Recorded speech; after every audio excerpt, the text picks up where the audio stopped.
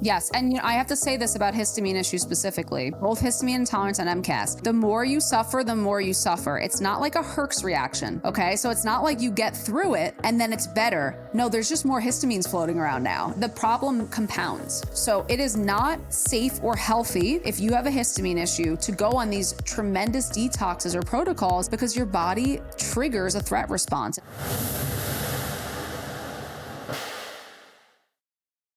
Michelle, I am so excited to have you here on the show. It's a long time planning. We've talked about this so many times, but I'm really glad that you're here. Two histamine queens coming to the table. I'm so excited to be here today. I'm so excited to sit down with you. Awesome. Well, I think the first thing we need to discuss, because you talk a lot about this this group of people, kind of a phrase I guess you coined called highly sensitive bodies. And I think somebody on the other side of this might be like, I don't entirely know what that means. So what is a highly sensitive body, and what led you to be interested in working with these individuals? Absolutely. Yeah. So I kind of define a person living in a highly sensitive body as a body that works in ways that we don't quite understand. And I almost think that a person living in a highly sensitive body would have an opposite reaction to something that someone else would have. So I'll give you an example. Someone could get an IV, let's call it, right? And then they would feel extremely sick after, when IVs are supposed to make you feel really, really good. Things that other people find really enjoyable, like going to the beach, can create tremendous symptoms, like, laying out, exercise, something that's really healthy, even eating foods that are like tomatoes and citrus and vinegars, these healthy foods, bone broth, can make people in highly sensitive bodies feel quite sick. And so what I've kind of created is this cluster of symptoms or syndromes that kind of align together, and they all connect, and they create this kind of body that reacts to things in a predictable way. The reason I ever made this phrase in the first place, highly sensitive body, and I actually have to give credit to Olivia Amatrano, who's Organic Olivia. She's the one who said it during our podcast. And I was like, and that's now the name of my group program. Thank you. But really, I myself have lived in a highly sensitive body my whole life. I'm very prone to have strong reactions to supplements, weird reactions to things that I never quite understood. And I kind of started to, once I had COVID, which I believe that one of the kind of syndromes that exists within this highly sensitive body is driven from COVID. And it's one of the cluster of symptoms and syndromes within the highly sensitive body group. My experience with long COVID was excruciating. I had COVID and then I had a mold exposure, and that turned into like nightly insomnia, violent tremors, extreme digestive issues. I could not walk at some point, because then I have also am hypermobile, which we'll talk about, I'm sure, at some point in this interview as well, which is another feature of this highly sensitive body, and really was just living in a constant symptomatic state. And I could not find answers in my doctor's offices. I went to the best naturopathic physicians in the world, the best functional medicine doctors, conventional doctors, and all of them would give me protocols like a mold detox protocol or a parasite protocol, or they would give me all of these protocols that really just made me worse and worse and worse until I started to understand and draw that picture together of what was really going on. So let's talk a little bit about kind of how to define some of these things. So for example, you mentioned long COVID. Mm-hmm. You had COVID, and then it can become what we might read in the newspaper or online as long COVID. How do you define long COVID? Because obviously that's a part of this cluster of individuals. Yeah. So long COVID is generally defined as if you have symptoms longer than 3 months after COVID. So we saw, and I saw this in a lot of my clients, they were coming into sessions, clients who had otherwise not had really strong symptoms, maybe were coming to me for weight loss or anxiety or gut issues, were coming to me with these extreme symptoms, extreme anxiety, extreme sleeplessness, digestive issues, fatigue. And fatigue is a huge feature of this. So what's happening in long COVID, that as we've come to understand, is that the virus happens, your body mounts an immune response from that That's okay. There's maybe some damage from the virus, but the real issue with long COVID is that the body stays in that heightened immune state. The virus attaches very specifically to one type of receptor on our mast cells. And I'm sure we'll define mast cells. You do it every day, Jennifer, but we'll do it. And I'm sure you've done it 100 times in this podcast, but we can of course do it again. But that's what made COVID so spectacular, is that it attached to our mast cells directly. And our mast cells are really kind of like the guards on the watchtower of our body. So they're interpreting threat, they're preventing threat, and they are trying to proactively determine if a threat is coming. And what they do as a response is when something attaches to their outside, they release a bunch of chemical messengers from their inside, and histamine is one of those messengers. The problem with COVID is because the virus itself attaches to the ACE2 receptor on mast cells, is that it left our mast cells so perpetually afraid of a threat that our immune system was turned on and repeatedly anticipating threats and staying in that activated state. And what the kind of deal with long COVID is that when your body is in that activated state for a really long time, it creates a lot of downstream effects, because you don't really want those chemical messengers like histamine and other ones floating around in your bloodstream and demanding the body do different tasks. What the end result of that is really like what looks like those different syndromes: mast cell activation syndrome, POTS, and flares of hypermobility. So if we go to mast cell activation syndrome, or MCAS, how would you define that? Yeah. So if we think about those mast cells again, there's an outside perimeter, there's receptors on the outside. The nervous system can also trigger these mast cells as well. So they can receive messages from neurons. There are mast cells in basically there's the lining of our entire body, because they exist in connective tissue. And that word is going to come up again, I promise, as well. But mast cells are in all of the hollow spaces in our body. And again, they are interpreting changes in our temperature. They're interpreting changes in our environment, changes from our food, and they are responding accordingly. So mast cell activation syndrome is when your mast cells are constantly activating and releasing chemical messengers. It is defined as a syndrome because there's also MCAD, which is disease, which is when that's really often from birth, and those mast cells are constantly overactivated. Mast cell activation syndrome can happen in response to different events. So it doesn't mean that it's necessarily lifelong, but it doesn't mean that it's not.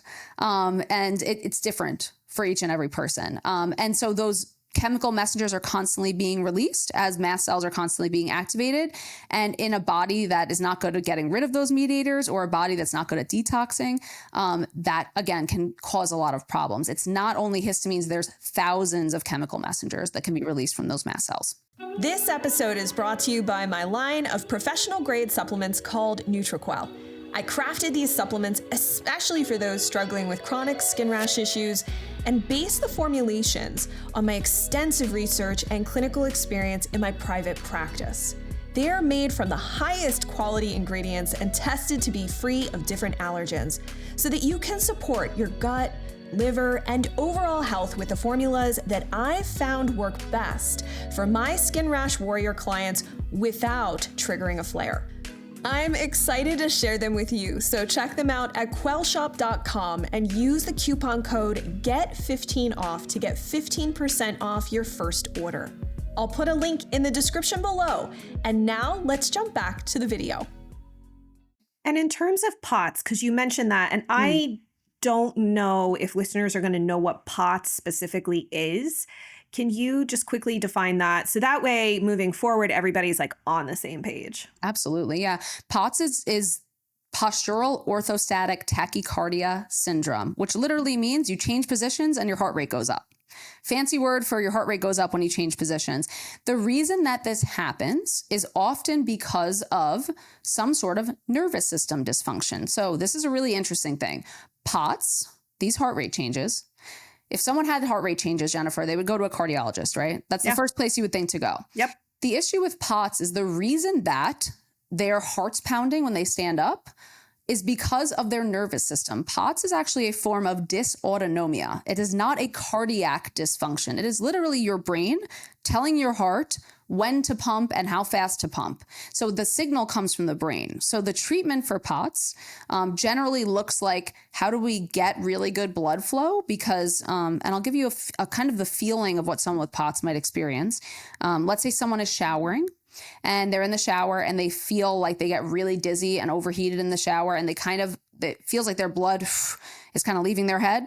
And then they look down and their legs are red. That's like usually kind of like a POTS scenario that might happen. And then basically blood is dropping to your feet. And because your nervous system isn't adequately telling your brain, send blood back up here, there's not enough blood for your heart. And then your heart freaks out and starts pumping, right, to get the blood flow back up.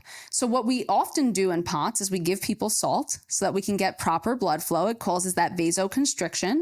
And then we might I kind of say we wear compression socks to make our body like a Go-Gurt tube a little bit, like you squeeze it in the middle. Oh my gosh, that's a really good analogy. And it makes the blood go up. Mm-hmm. So those are some treatments for it. But really, ultimately, you're going to have to work on the nervous system when it comes to POTS. And just one thing that I have to mention is this relationship between MCAS and POTS. One way we know that these two conditions or syndromes are connected is because histamines, which I know you talk about often. You've been talking about histamines before anyone else was talking about histamines, by the way. So I'm giving you histamine credit. Maybe, but thank you. Exactly. But I think we've all built the knowledge base together. Yeah, we have. And so histamines, one of their features is they enhance something called vasodilation. And vasodilation is the widening of your blood vessels. All right. Take us back to that scenario of someone standing in their shower, right? You're standing in the shower, your blood vessels open up, and then the blood drops down because there's nothing squeezing to get that blood back up.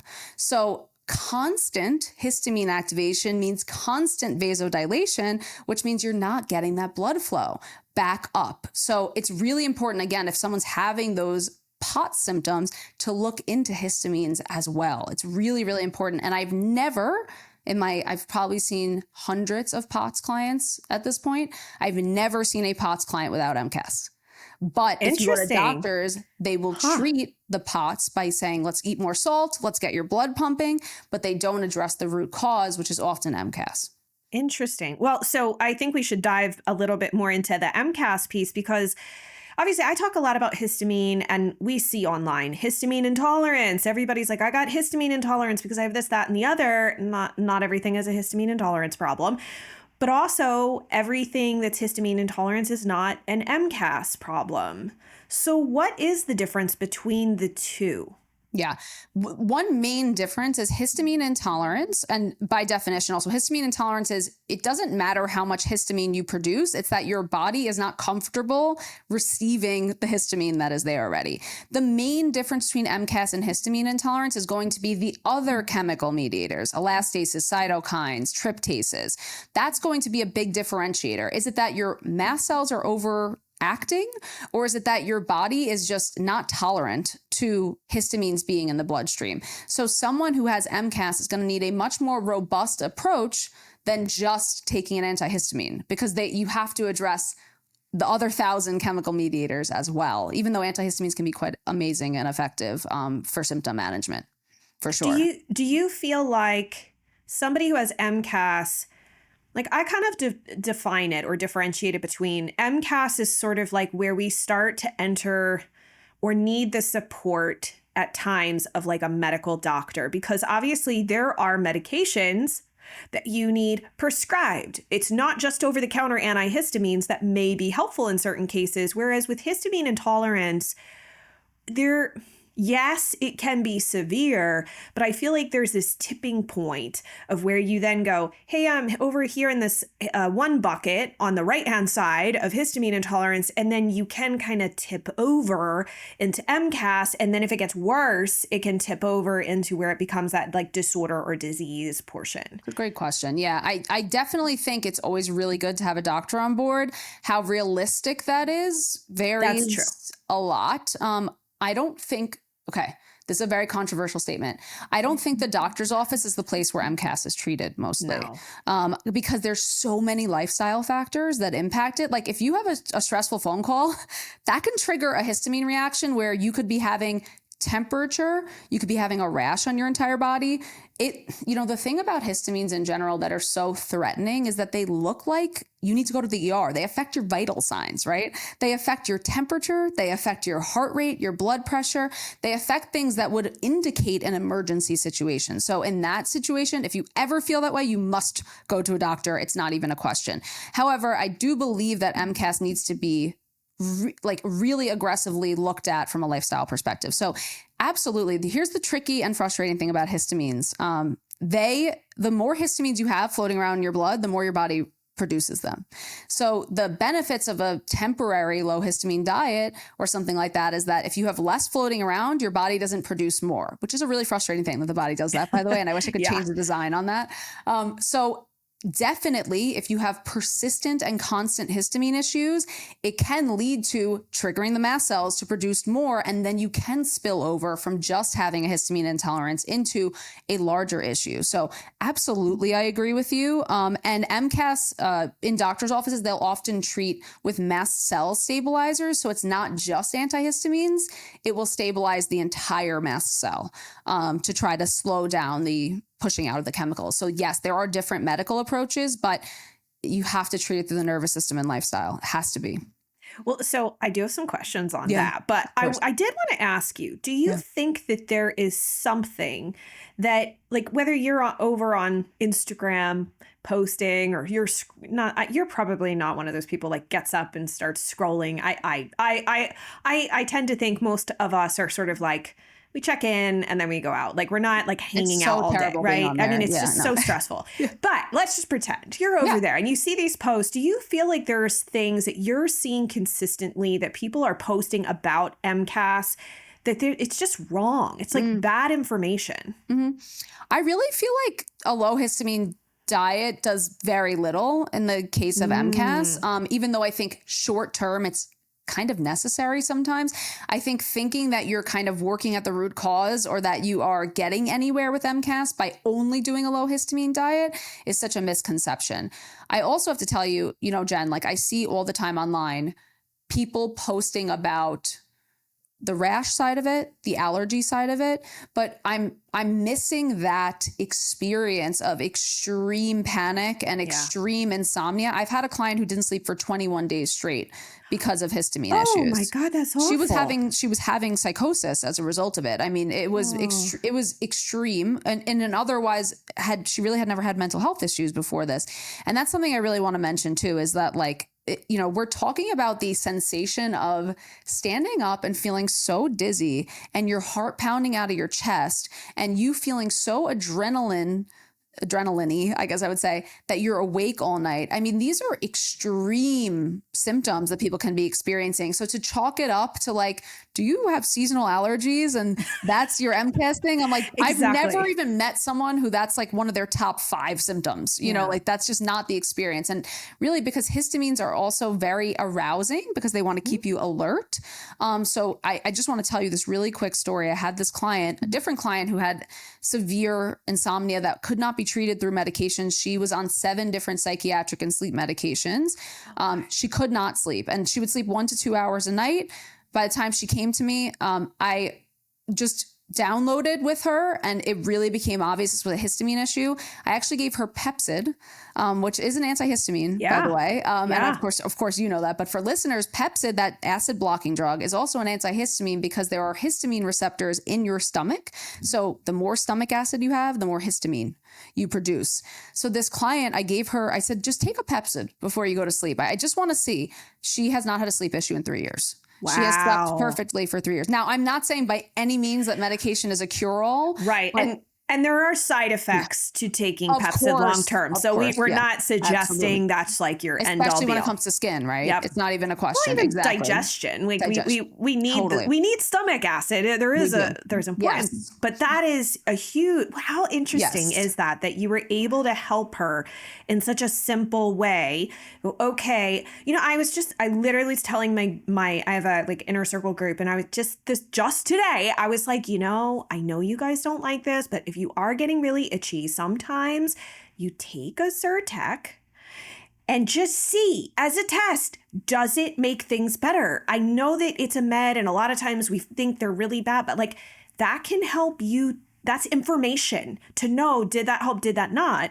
Because I actually did an interview with a doctor who he had his name is Dr. Sean Quatra. So he was on the show, he's been on the show a number of times, but he ran an itch lab.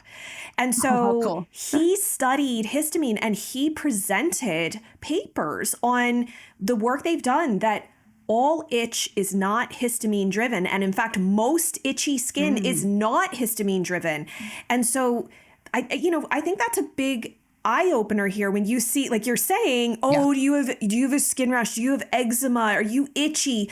That does not necessarily mean that you have histamine intolerance or MCAS. And like you're saying, there is a difference between the two. It's so funny because I look at my clients. I don't know if it's just also the type of clients who would come to me versus who I send to you, funny enough.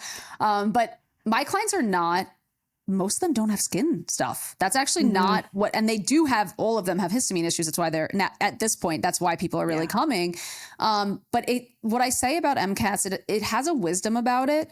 It will show you your greatest vulnerability. So, for myself, like I never really had, call it like acid reflux before, right? That wasn't a thing. But when I would have times of extreme stress, I would have acid reflux. Then the histamines hit, I was having really severe reflux. For me, because I'm a compulsive people pleaser, overworker, working on it, always working on it. It's my nervous system that gets hit. So immediately I'll get tremors. Immediately I'll get panic. That's the way it shows you what your thing is kind of, and it's a roadmap for that. But not everyone has MCAS by any means. Not everyone has histamine intolerance. But if you do, and then I will say this about medications, with most of my clients, we will have to use some sort of over-the-counter antihistamine at some point in time. And I'm a functional dietitian too. I don't want to use medication, right? Like it's not fun for us. We want to use the magic stuff, but it's often needed to just stabilize. So when you release histamines, those histamines are floating in your bloodstream for 3 months. So oftentimes, again, and if we're talking about extreme panic and anxiety, these are symptoms that lower your quality of life so dramatically. Exactly. And if you have a histamine issue that is driving mental health issues, other medications for anxiety do not address it. So you will have to address the histamines directly. If it is, this is not everyone, but if it is you, it might be you, right? That's the point. But I often do have to use, even in that window, just to block the symptoms while we're doing the root cause work. Medications are sometimes necessary. Absolutely. Yeah. And I love you sharing that because I find that there are some individuals who are like, okay, I get it. And then there's other people who've been kind of conditioned through following a lot of functional and integrative practitioners to believe that if they reach for medication, they have failed. Yeah. They have failed. And what's your thoughts on that? Because I don't believe that's true. I think that's a really bad mindset to go into this with. I would rather you find the way that works best for you. And if that includes a mix of both, that's okay. Whatever helps get you through the day. So what would you say to that? Oh my God, I agree completely. Functional medicine is not Ayurvedic medicine. Functional medicine is not Eastern TCM.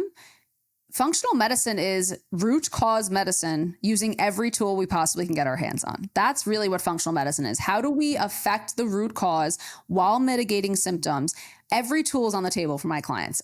There's nothing off the table. If it's safe, we assess the risk benefit ratio, but it's really about these are people's lives. There's no stigma. There's no morality about this. If it really makes a profound difference, and especially because we'd only be using interventions in the short term, not for years and years and years, why would you take that opportunity away from yourself? Absolutely not. Right. And you don't get the time back. That's the other thing. It's like, why are we saying I'm better or I'm doing the right thing because I didn't take the medication, yet you're suffering to the point where you can't go to work, you can't be a mom, you can't be a partner, you can't show.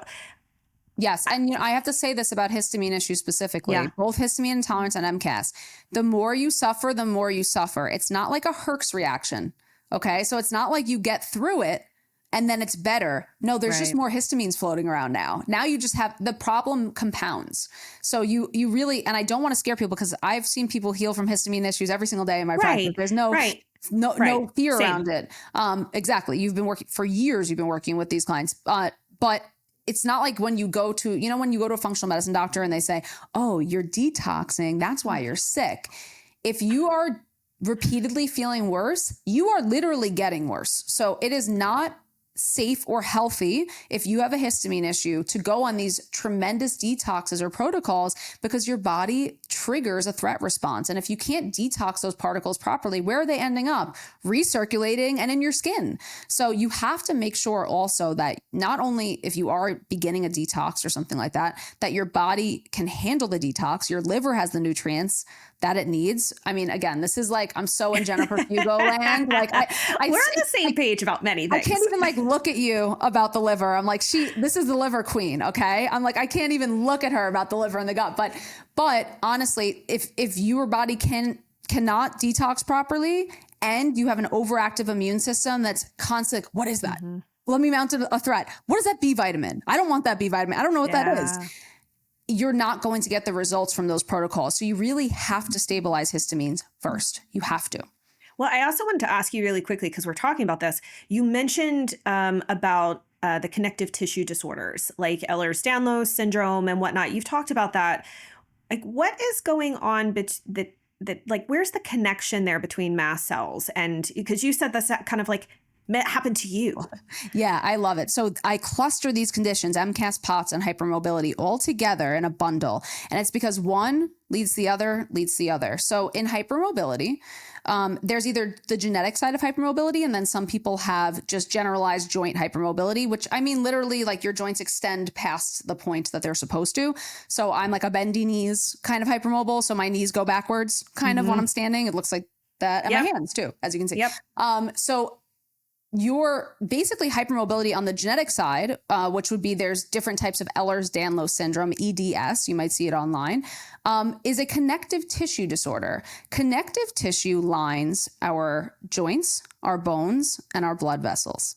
So I'm smiling. I'm like, ooh. I see where this is going, because we keep talking about blood vessels here. Exactly. So, yes. Ooh, here she goes with the vasodilation again. Yeah. So first of all, having persistent and like ill-timed vasodilation and vasoconstriction could potentially lead to leaky blood vessels, which then is if you already have hypermobility, you already have the risk for leaky blood vessels. If you have leaky blood vessels and things are leaking out, your body is going to mount an immune response. Now, also your mast cells, right? They're really immune cells. That's what they do. They live in your connective tissue.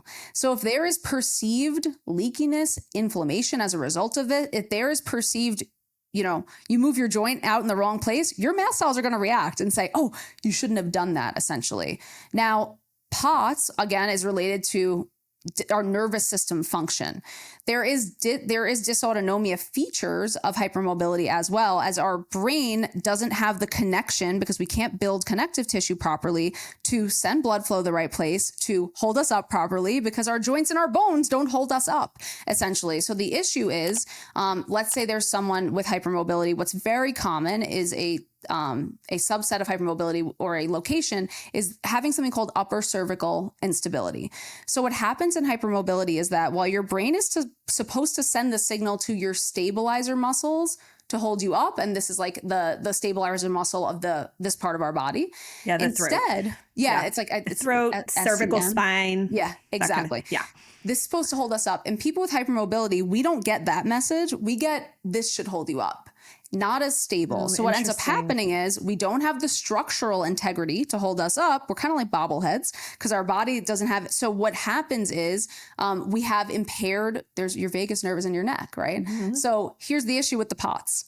Anything happens to your neck, you're also going to have a nervous system response your brain is going to say, send the blood flow here, make your heart pump. So anything that happens where there's looseness of those joints, there is also going to be an interface with your nervous system, which signals where's the blood go. So your blood kind of doesn't know where to go, and you don't have the structural support to hold yourself up, essentially. So a lot of times people with POTS will get something called coat hanger syndrome, which is basically like if you picture a triangle in the back of your head, they get heat and a lot of pain in the back of their neck from their occipital lobe down through their shoulders. And that's because their muscles are trying to hold them up, because this is supposed to be holding them up and they don't don't have the structural support. Wow. So then they have all these other things tightening to hold them up. So we think of hypermobility as being flexibility, when in reality, it's often just no structural integrity combined with muscles that are trying to hold you together, essentially.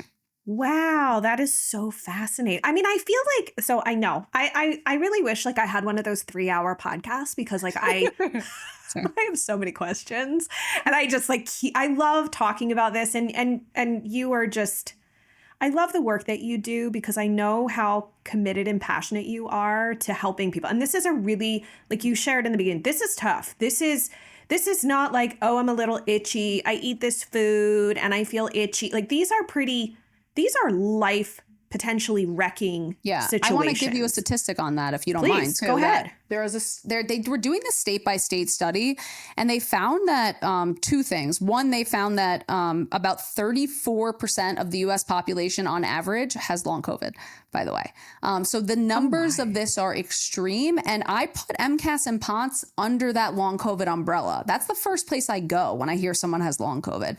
And then there was another study that found that those with long COVID have lower quality of lives than those with stage 4 cancer, because the fatigue is so extreme and the symptoms are so unexplainable, and they don't have the support of practitioners or family members. If you say to someone, I have stage 4 cancer, like people are going to really rally behind you, and they absolutely should. But people who are experiencing long COVID, people are like, you're faking it. You know, what's wrong with you? Get up, stop being so lazy. You know, this is like, why are you so anxious? Get over it. That's really like the perception. And these are like extreme vital sign driven conditions, right? It's scary. Like, can you imagine, like, you're living your normal life and it feels like everything's just turned upside down. So I have the most compassion for people struggling in this arena. Not the most, I have equal compassion for people struggling in all areas, but 100%. I so get it, because it really is a condition also that there's this cycle where your nervous system gets so scared of these symptoms that the cycle kind of perpetuates. The threat continues. The limbic system gets involved. So you really have to be, honestly, Jennifer, like so above and beyond optimistic when it comes to this, set of, you have to be like, I'm going to heal no matter what, because your brain is listening to you so much. Yeah. And it's so impossible for me to say that to someone, because I'm like, I know you're suffering and you're like, get out of here, hippy dippy crap. But it really is like that. It's just that kind of, it's that kind of syndromes. You have to act like that. You do, because how you think what the outcome will be. I forget who said that. Wasn't it like, whether you think you can or you think you can't, you're right. You're right. Exactly. And so it's not that, what is that, toxic positivity? I think there's that, oh, everything's fine, when it's not. That's toxic positivity. But to say, to say, I believe that I can heal from this. I believe that I can get back the quality of life that I feel like I deserve. And it's not like you're asking for a 20-room mansion with like superpower luxury cars. Like, I have clients, and I'm sure you have the same, who like could not just go swimming, couldn't wear shorts, couldn't wear shoes because of how bad their skin was. And to be able to do that again, that simple thing, or to be able to take a photo with their family, because at this point in time, they're not like, I don't want to document how awful I looked and see myself 20 years from now and everybody else looks happy and I look miserable. The fact that they can do these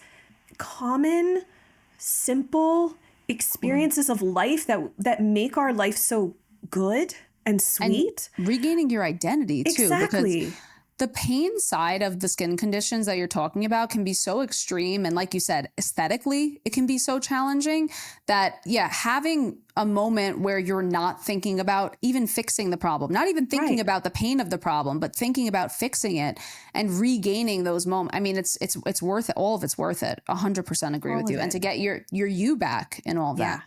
Well, so I love the fact that you have a quiz, right? So for people who think that they might be in this category of the highly sensitive bodies, tell us a little bit about how they can kind of sort that out, and what is that tool that you have for everyone to share? So we have a program and we have a quiz. So I'll tell you, Jen, when I was in the worst throes of my MCAS, there was a point I couldn't walk. I'm looking at this computer chair in my office. I literally had to move from the bed onto the computer into the bathroom. I had to lift myself onto the computer chair because my heart rate would go up to 180, 160 to 180. Every time I would stand up, I would wheel the computer chair. And I just literally at the time, I went to the best naturopaths and functional medicine doctors. I mean, the best in the world, unquestionable. No one would think like they're the best. And they had no answers for me. And I found myself on Reddit looking for answers. I didn't know where to go. And so what I basically decided was once I crack this code, I'm going to find a way to communicate this to other people. So I created a resource called the Highly Sensitive Body Hub.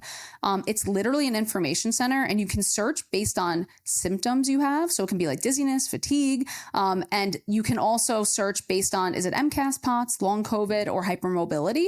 And it's really just like if you don't understand why your body's doing these things, it's like a guide for that. So to even determine if the Highly Sensitive Body Hub is something that would be relevant to you, we created a quiz called, am I living in a highly sensitive body? And it's basically just a really simple free quiz to determine if you might be living in a highly sensitive body. Awesome. We'll share that in the show notes for everybody. So that way everyone can go and take this quiz. I think it's really helpful because we're living in a world where, like you go to the doctors and sometimes you even go to natural medicine doctors and no one has answers. And so I know the quality of what you share with people, especially because you've been through it. And you have also been I love the fact that you have really spoken against like this idea. I mean, functional medicine has some really great things to it. And some of it has been turned into like some things that we don't like so much. And I love the fact that we can have these honest conversations and help people find their way through what can be very complex and devastating situations in their life to regain that semblance of like you said, being able to do the normal things. Having a good quality life is so important. We don't get that time back. And I'm just so reminded and so grateful of the work that you do because you're giving that to people. You're helping them to find it again. And that's so important. So you also have a podcast as well. What's the name of your podcast so that everybody can tune in? I have the Quiet the Diet podcast. Woohoo! We're on a break right now. Whenever we start recording again, Jen, you're the first person that's getting back in. But yeah, it's a podcast where we explore functional medicine, functional nutrition, body positivity. And like you said, I'm willing to eviscerate anyone in our own community lovingly, never by name. But we all need to be held to higher standards and not prescribe supplements and not give, any root cause support. And I hold us to very high standards because I do believe that functional nutrition and functional medicine are like so incredible. And the promise of what it was when it first started was so there. And we've kind of gotten away from that. Yeah. So we explore that a lot on the podcast. And awesome. I just have to, say I'm such a huge fan of your work for so many years, Jen, obviously. And you really have been tackling these issues before like anyone else. So I'm so grateful to be here. I'm so grateful to be friends. Yay. And I thank you for having me on so much too. Thank you. Well, thank you for being here. You'll have to come back. We have so much more to talk about. Absolutely. Like seriously. Exactly. If you enjoyed this video, you need to tune in to this video next. Then make sure to hit the subscribe button so you get notified as soon as a new episode drops. I'm excited to see you there and dive deeper with you on your skin healing journey.